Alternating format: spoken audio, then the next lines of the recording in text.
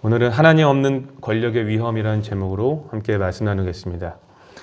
오늘 우리가 함께 나누는 말씀은 기드온의 아들 아비멜렉이 세겜의 땅의 왕이 될 계획을 세우는 사건입니다. 세겜 땅은 예루살렘 북쪽으로 약 65km 위치한 성읍으로서 구약 역사에서는 굉장히 중요한 성읍으로 등장하죠. 이곳에서 아브라함이 처음으로 하나님께 제단을 쌓았고 야곱이 장막을 치고 제단을 쌓았으며 모세의 명령을 따라 가나안에 입성한 백성들이 축복과 저주를 선포한 장소가 바로 세겜 땅입니다.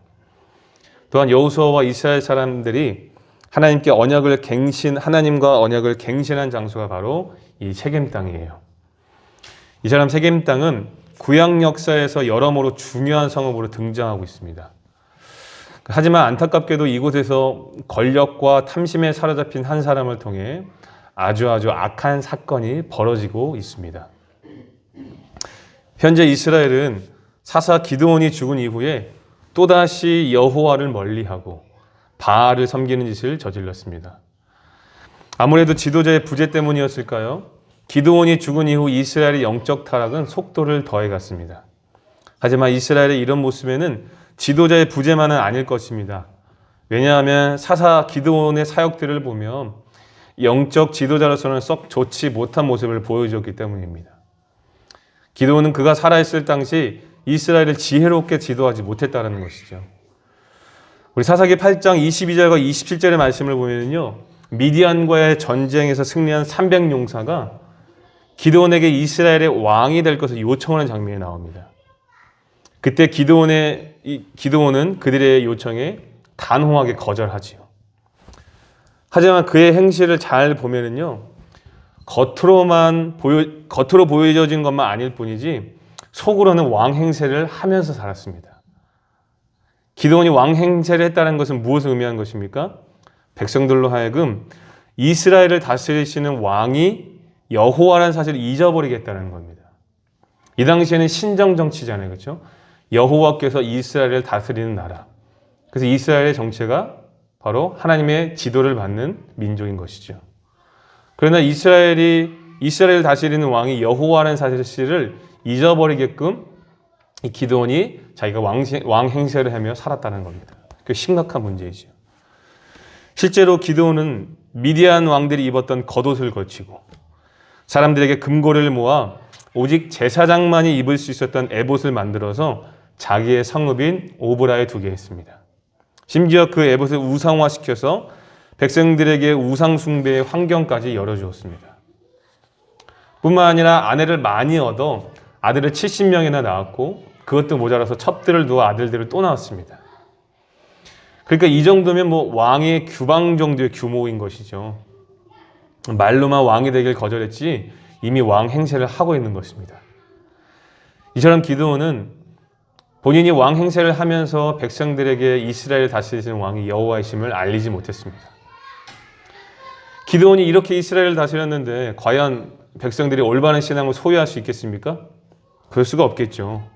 기드온이 죽은 이후 이스라엘의 영적 타락은 급속도로 심해지기 시작했습니다.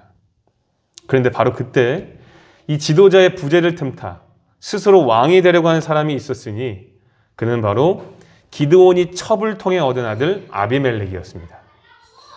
사사기 8장 30절과 31절의 말씀에 보면 기드온이 아내를 많이 얻어 70명의 아들을 낳았다고 기록하고 있지만 사실 그 아들들의 이름은 기록되어 있지 않아요. 하지만 놀랍게도 8장 31절의 말씀에 보면 정실 부인이 아니라 첩이 낳은 아들, 이 아비멜렉의 이름은 거론되어지고 있습니다. 그 이유는 이 아비멜렉의 이름이 내 아버지는 왕이다 라는 것을 나타냄으로써 기드온의 왕 행세를 지적하고 또한 이 아비멜렉을 통해 이스라엘의 또 다른 악행이 벌어질 것을 나타내기 위함이죠. 그리고 그 악행이 오늘 본문으로 드러나고 있는 것입니다.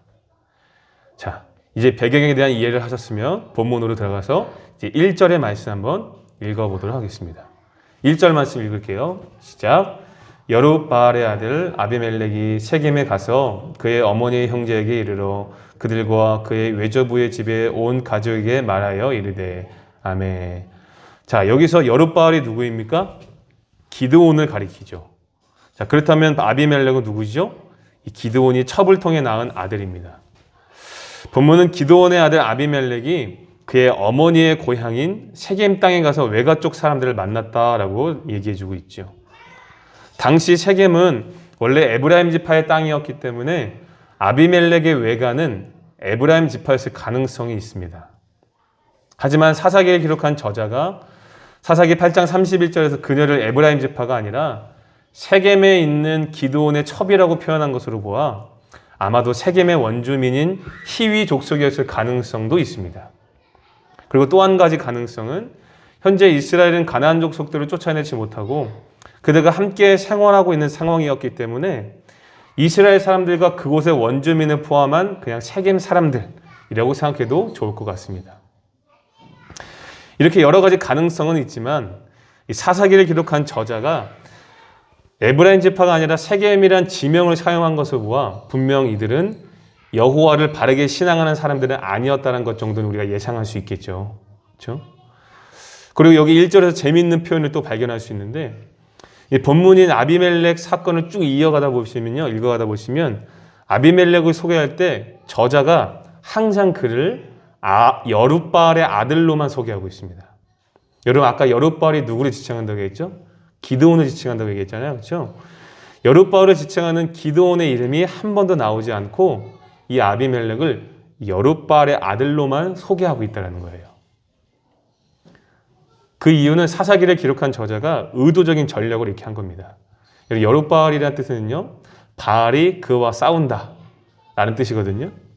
그런데 여룻바알의 아들 아비멜렉을 소개하는 이유는 바알이 그와 싸운다는 뜻을 가진 이 여룻바알을 의도적으로 이야기하면서 바알의 대적자인 기드온과 그의 아들 아비멜렉을 포함한 바알 숭배자들을 대조시키려는 목적입니다.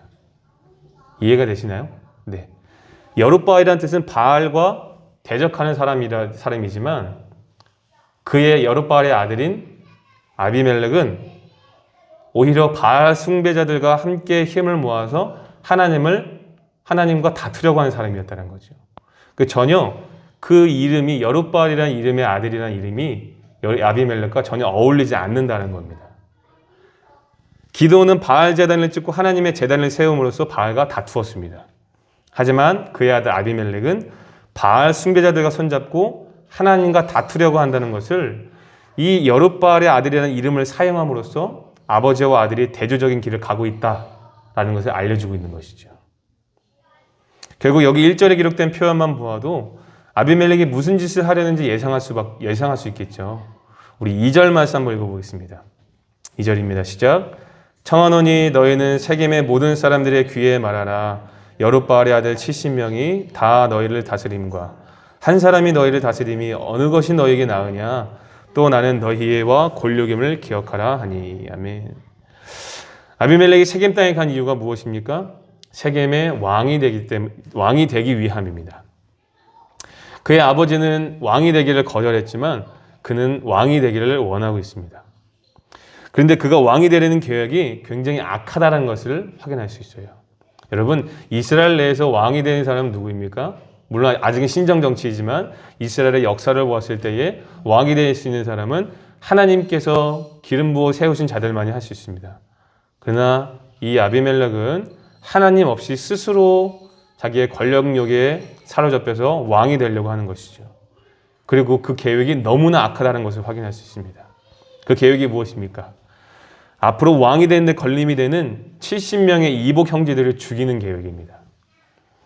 여룻바알의 아들 70명이 다스리는 것보다 자기 한 사람이 더 낫다라고 얘기하고 있는 것이죠. 사실 기드온은 왕처럼 살기는 했지만 왕이 되기는 거절했습니다. 그리고 기드온의 아들들도 사사의 아들이라는 명목으로 지역에서 실세 노릇은 했겠지요. 하지만 왕으로서 다스리지는 않았다는 겁니다. 그렇지만 아비멜렉은 내가 왕이 되는 것은 어떻겠느냐라면서 스스로 왕의 자리를 탐하고 있습니다. 그런데 여기서 아비멜렉의 간교함을 또한 발견할 수 있는데 그가 그의 아버지를 어떻게 지금 부르고 있습니까? 여룻바알이라고 부르고 있죠. 아까 여룻바알의 의미가 무엇이라고 얘기했죠? 바알이 그와 싸운다는 의미입니다. 아비멜렉은 그의 아버지의 아들들을 여룻바알의 아들들이라고 표현하면서 바알 숭배자들인 세겜 사람들에게 적개심과 분노를 일으키게 하고 있습니다. 여기 2절에 기록된 세겜의 모든 사람들의 히브리어 원어를 보면요, 바알의 쉐켐으로 기록되어 있습니다. 그러니까 사람들로 번역된 단어가 바알의 복수형으로 사용되었다는 겁니다. 바알은 주인의 뜻도 있지만 사사기에서 계속 우상을 가리키는 단어로 사용되어 왔거든요. 그러니까 히브리어 원어로 해석해 보면 이 세겜의 모든 사람들은 어떻게 확인할 수 있겠습니까? 바알을 숭배하는 사람들의 의미가 더 적절한 것이죠. 그리고 이러한 호칭은 본문인 9장에 15번이나 등장하고 있어요. 그 이유는 세겜의 바알 숭배가 편만하다는 것을 부각시키기 위함입니다. 방금 전에 언급한 대로 그의 아버지는 바알과 다투었지만 그는 바알을 숭배하는 자들과 손을 잡고 하나님과 다투려는 것이죠. 노골적으로 이복 형제들을 여룻바알의 아들들이라 표현함으로써 이 바알 숭배자들인 세겜 사람들이 기드온의 아들들에게 적개심을 품게 하는 거예요. 왜 그렇습니까? 그래야 자연스럽게 자기를 지지하게 할 수 있으니까 그런 것입니다. 뿐만 아니라 2절 하반절에 아비멜렉은 자신을 고륙이다라고 표현하고 있죠. 이것은 혈연에 호소하면서 세겜 사람들의 지지를 얻으려는 것입니다. 아비멜렉이 고륙을 내세웠다는 것은 자신을 왕으로 세워 서로 덕을 보자라는 의미입니다. 그러니까 세겜 사람들 입장에서 보면 아무래도 자기들의 고륙이 왕이 되면 이스라엘 내에서 뭔가 특별한 권리를 누릴 수 있을 것 아니겠습니까? 가족이니까요. 그렇죠? 그렇기 때문에 그들의 마음에 환심도 없고 환심 얻기 위해서 고륙이라는 단어를 표현한 것이죠. 과연 아비멜렉의 계획은 성공했을까요? 우리 3절부터 5절 말씀 한번 읽어보겠습니다. 3절부터 5절입니다. 시작. 그의 어머니의 형제들이 그를 위하여 이 모든 말을 세겜의 모든 사람들의 귀에 말하매 그들의 마음이 아비멜렉으로 기울어서 이르기를 그는 우리 형제라 하고 바알보리 신전에서 은 70개를 내어 그에게 주매 아비멜렉이 그것으로 방탕하고 경박한 사람들을 사서 자기를 따르게 하고 오브라에 있는 그의 아버지의 집으로 가서 여룻바알의 아들 곧 자기 형제 70명을 한 바위 위에서 죽였으되 다만 여룻바알의 막내 아들 요담은 스스로 숨었으므로 남으니라. 아멘. 자, 방금 읽은 구절을 통해 확인했듯이 아비멜렉의 계획은 성공했습니다. 세겜 사람들이 아비멜렉을 지지하기로 하죠. 4절 말씀해 보니까 세겜 사람들이 아비멜렉을 지지한다는 것을 말만이 아니라 행동으로 보여주고 있는데 어떻게 하고 있습니까? 그들이 섬기는 바알 신전으로 가서 은 70세겔로 후원금을 줍니다. 내가 너를 지지한다라는 것이죠. 그리고 아비멜렉은 이 후원금을 받아 이복 형제들을 죽일 무법자들을 고용합니다. 방탕하고 경박하다는 말은 헛되고 게으르며 무모한 사람들을 뜻하지요. 당시 일반적인 종의 몸값이 은 20세겔인 것을 고려해 보면 이들은 얼마 되지도 않는 돈에도 쉽게 악한 일을 벌이는 자들이라는 것을 예상할 수 있습니다. 이렇게 용병으로 무장한 아비멜렉은 아버지의 집으로 가서 그의 이복 형제 70명을 죽입니다. 70명을 한 바위 위에서 죽였다는 말은 이 일이 공식적인 처형의 형태로 이루어졌다는 것을 뜻합니다. 지금 아비멜렉은 아버지의 집에서 그것도 죄 없는 형제 70명을 공개 처형한 거죠. 여러분, 우상 하나의 제작비가 은 200세겔이라고 합니다. 그런데 아비멜렉이 이복 형제 70명을 죽인 데 들인 돈이 고작 은 70세겔이에요. 이복 형제이긴 하나 자신의 형제들을, 그것도 한 사람의 소중한 목숨이 고작 은 한 세겔의 헐값에 사라지고 있는 것이죠. 가까스로 막내 아들 한 사람이 살아남았지만 이로써 기드온의 권세와 영화를 상징하던 그 많던 아들들이 이렇게 권력과 탐심에 사로잡힌 한 사람으로 인해 다 없어져 버렸습니다. 왕이 되고자 하는 한 사람의 탐심과 폭력성이 오늘의 참담한 사건을 만들어 버린 것이죠. 그리고 아비멜렉은 그의 계획대로 세겜 땅을 다스리는 왕이 됩니다.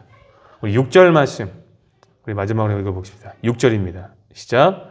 세겜의 모든 사람과 밀로 모든 족속이 모여서 세겜에 있는 상수리 나무 기둥 곁에서 아비멜렉을 왕으로 삼으니라.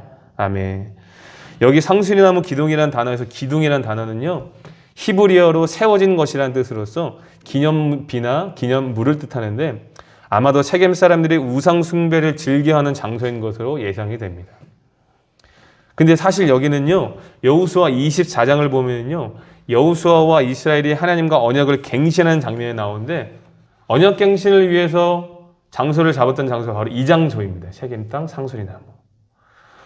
과거에는 하나님과 이스라엘이 언약을 갱신할 때 맺었던 장소였지만 지금은 우상 숭배를 즐겨하는 장소요, 하나님 없이 자기들이 스스로 왕을 세운 반역의 장소로 바뀌어 버렸습니다. 이처럼 세겜 사람들은 이스라엘 지도자로서의 경건함은 고상하고 인간으로서 가질 최소한의 윤리마저 상실한 아비멜렉을 이렇게 왕으로 세우고 있습니다. 혈육인 아비멜렉이 왕이 되는 것이 자신들에게 유리하리라는 그 단순한 욕심에서 비롯되었다고 하기에는 너무나도 끔찍하고 악한 행동이죠. 어쩌면 그들은 조금 이기적이고 조금 욕심을 냈을 뿐일지도 모르겠습니다. 그러나 야고보서 1장 15절에서 말씀하고 있듯이 욕심이 잉태한 즉 죄를 낳고 죄가 장성한 즉 사망을 낳는다는 것을 깨달아야만 했습니다. 죄가 누룩과 같이 번져나간다는 사실을 깨달아야만 했다는 것이죠. 다시 말해 권력에 대한 집착과 혈연이 낳은 방조와 동조가 이렇게 악의 상승 효과를 가져왔고 패륜을 저지른 자가 왕이 되는 결과를 낳게 된 것입니다. 여러분, 우리는 힘을 합치면 더 큰 일을 할 수 있다는 사실을 알고 있습니다. 그렇죠? 하지만 이 원리는 악한 일에도 똑같이 적용된다는 것을 깨달아야 합니다. 혼자서 악을 저지를 때보다 여럿이 작당하고 저지르면 훨씬 더 강력하고 잔혹한 악을 저지를 수 있다는 것이죠. 이 아비멜렉이 꾀한 악이 세겜 사람들의 동조를 힘입어 악과 악이 만나 무서운 악의 상승 효과가 나타난 것입니다. 이처럼 본문은 하나님 없이 세워진 권력이 아주 위험한 결과를 낳는다는 것을 우리에게 교훈해 주고 있습니다. 그러므로 사랑하는 성도 여러분, 오늘 우리가 본문을 통해 무엇을 깨달을 수 있을까요? 먼저 우리는 내 개인적인 유익을 위해 권력의 노예가 되어서는 안 된다는 것을 깨달아야 합니다. 다시 한번 말씀드립니다. 먼저 우리는 내 개인적인 유익을 위해 권력의 노예가 되어서는 안 된다는 것을 깨달아야 됩니다. 세겜 사람들이 아비멜렉을 지지하게 된 이유가 무엇입니까? 철저하게 자기들의 유익을 위한 것입니다. 아비멜렉이 왕이 되면 혈육인 자기들만큼은 특별하게 대우해 줄 것이다라는 기대감이 있었다는 겁니다.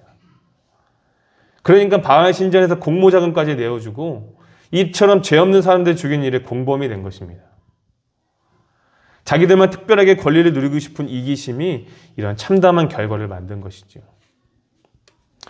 우리 성도님들은 혹시 지금까지 인생을 살아오면서 나와 이해관계가 얽혀있는 사사로운 관계 때문에 불의에 눈 감고 이익을 쫓아 선택한 일은 없으신가요? 권력에 기대어 힘으로 미래를 보장받으려는 그런 시도 말입니다.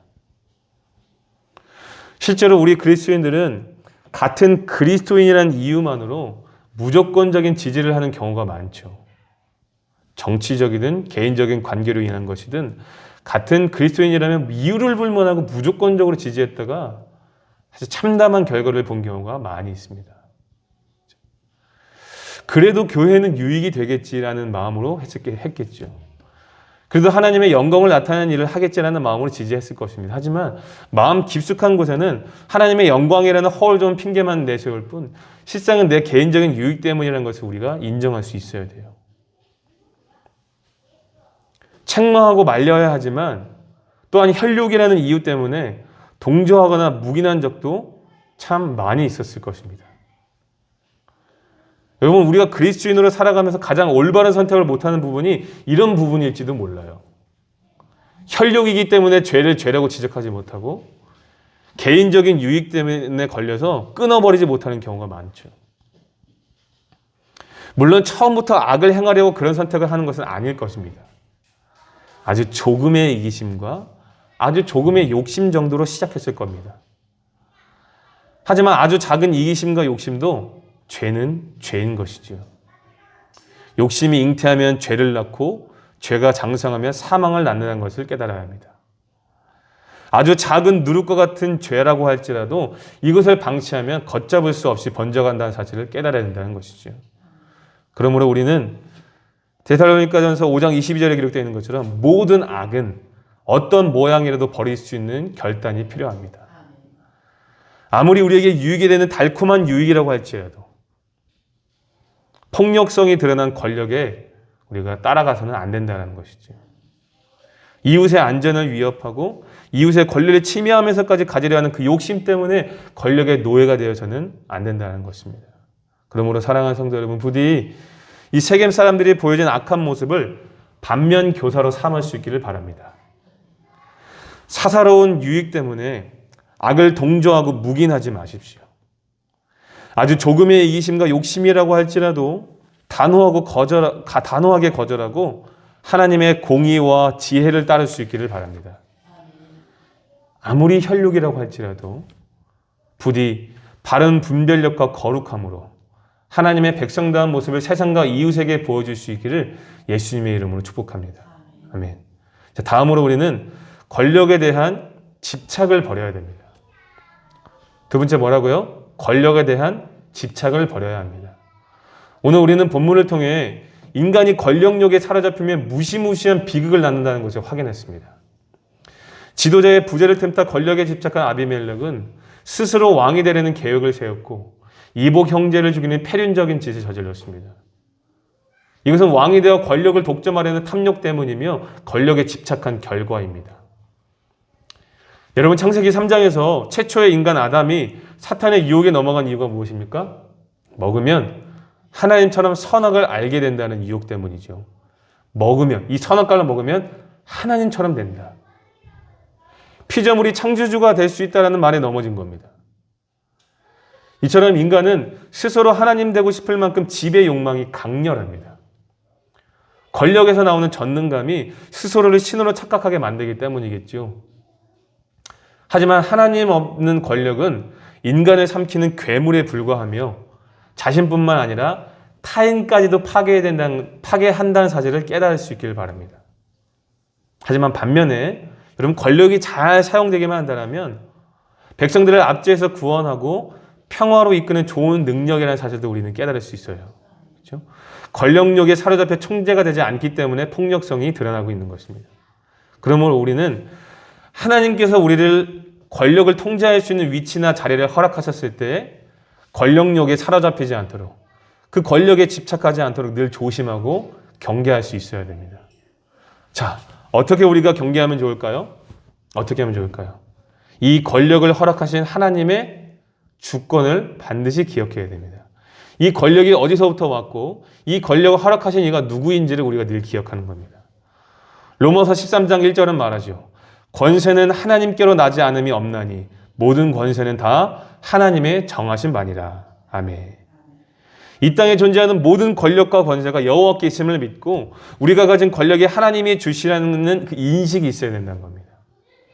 현재 내가 누리는 자리와 권력은 내 힘으로 얻은 것이 아니라 하나님이 허락하신 것이라는 믿음이 있을 때 이 권력을 내 유익과 쾌락을 위해 남용하지 않게 된다는 것이죠. 왜 그렇습니까? 이 권력을 주신 이가 하나님이시기 때문에 가져가신 이도 하나님이라는 사실을 깨닫기 때문이지요.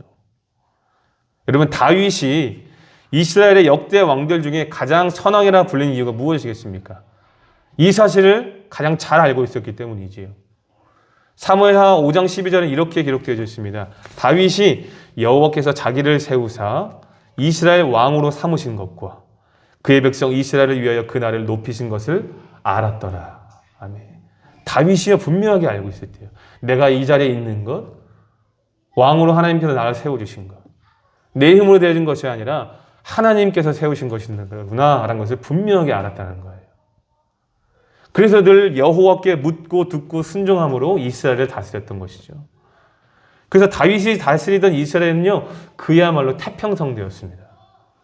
여호와를 경외하는 지혜로 이스라엘을 잘 다스렸다는 거죠. 그러므로 사랑하는 성도 여러분, 이 땅에 존재하는 모든 권세와 힘은 여호와께로부터 온다는 사실을 깨닫고 하나님 앞에 항상 겸손할 수 있기를 바랍니다.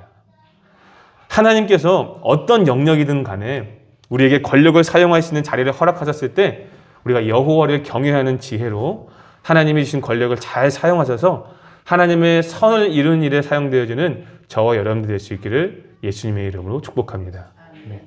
이제 말씀을 마치겠습니다. 오늘 우리는 권력에 대한 집착과 사사로운 관계로 인한 방조 때문에 끔찍한 결과를 낳는다는 것을 확인했습니다. 하나님 없는 권력은 너무나 위험하며 참담한 결과만 있을 뿐이라는 사실을 깨달았습니다. 그러므로 사랑하는 성도 여러분, 사사로운 관계 때문에 죄를 묵인하거나 방조하는 우를 범하지 않기를 바랍니다. 이 정도는 괜찮겠지 라는 누룩과 같은 작은 죄악도 부디 버릴 수 있기를 바랍니다. 모든 악은 어떤 모양이라도 버려야 합니다.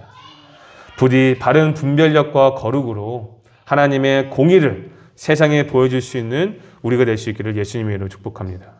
그리고 뿐만 아니라 하나님께서 우리에게 권력을 사용하는 자리를 허락하셨을 때에는 어떻게 된다라고요? 모든 권력과 힘이 여호와께로부터 하는 사실을 깨닫고 항상 하나님 앞에 겸손할 수 있기를 바랍니다. 여호와를 경외하는 지혜로 권력을 잘 통제하고 사용하셔서 하나님의 선을 이루는 일에 사용되어지는 우리가 될 수 있기를 예수님의 이름으로 축복합니다. 아멘.